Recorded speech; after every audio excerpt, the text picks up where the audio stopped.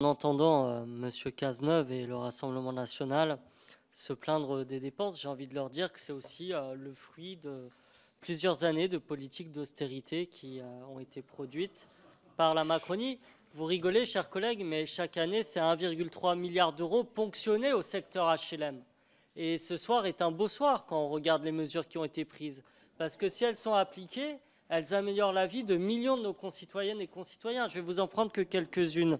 Doublement du forfait charge, qui n'avait pas augmenté depuis des années.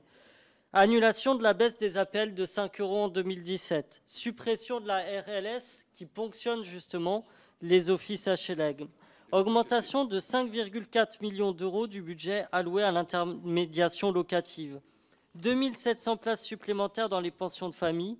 10 millions d'euros pour la domiciliation des personnes sans abri auxquelles personne ne pense, alors que 732 d'entre eux sont morts l'année dernière, un chiffre record jusqu'ici qui passe totalement à la trappe des débats publics et politiques de manière générale. 100 millions d'euros pour alerter sur la situation des hôtels sociaux.